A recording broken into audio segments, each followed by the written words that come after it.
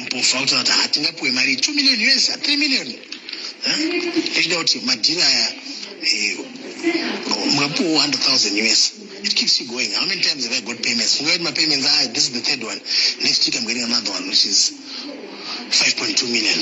Then wakuchitanga mamwe zvimwe maprojects zeraya pane kupolice pane immigration pane chakawanda esachoya mwana muchimucollector muri kudya ipension.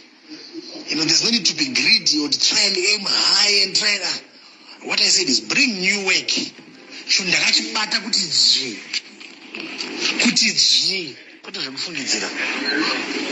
Paenda kuItaly ndakasvika kuairport pandabatwa rokumaisana ndiperekedzwa kusvika padhoo rendege patafamba mured carpet ndakabatwa rokuti chitaura sakusara uchida ichi sasvika padhoo apedza kumhoresa vanhu apedza kumhoresa mavpr2 kwakusidzoka.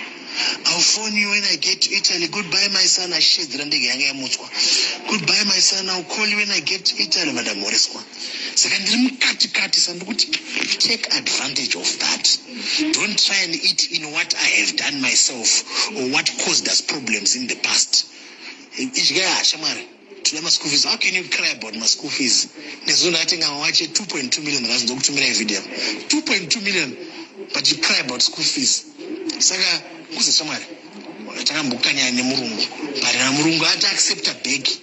Let's get whatever is there so that you keep going, because what's difficult for us business people are running costs. Unawenda bosi ya 2000 usimoro ziruneza depo 1000 but then izo zinasimswa 1 mabills akaungana 5000 madam mari yako mwezi unoenda pesa newe asinotara newe 5 yako ika school fees pamwe 10 pamwe 20 is nothing kana mapenzi yo kwako mbovu kumarori pamwe ari kukubhadhara dzine maiko zvimwe zvokubhadhara but ukaita passive income kana pakachuya it keeps you going. That's what I thought. Okay, fine, this is let me reconnect with these guys because both of you have high potential and more struggling with deal to funny mari is always going to drought. No one understand une structure kuti tongodzi tista kusupply chibage tobva tangokanda right chibage chiri kusupply ne Militech ndo supply chibage chese ndo yawina contract yacho bom advance payment takutanga kunisi zvinhu ndizvo advance payment because to trust waka tiwane mukuru and what I need a team like that. Yes, I've got my own projects. You know my projects akawandisa but I need a team like you kuti we share ideas. Ichi ndikuruwa neengwe, what do you think? Yeah, it makes sense.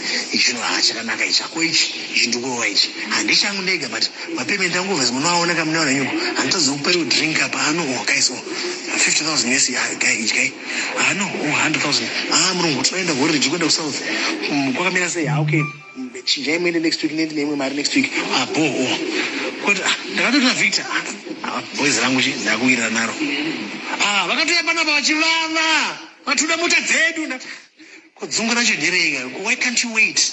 Let me lead the way. Motera kumashure vakatouya hanzi vaivava namai we want our cars. Taura nemunhu wako taura nemurungu wako saka vangopera simba make nai mwari and andafunga kuti these people I do not want to walk away from them. Must know my 10 million US and imagine look at the and understand level rasiyana from election time I'm 10 times higher than I was then, if not 20.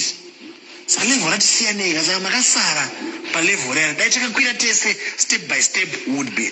Saka you have to give it time, be patient. Get me 3 months as we get closer. Natambopuwa it's okay. Ngati chimanya tichagabasa kune ministry yakati kune chakati chinoitwa kwakati kune chakati kwakati zvakati tichienda. So I don't know. And I'm going to good morning. It's food for thought.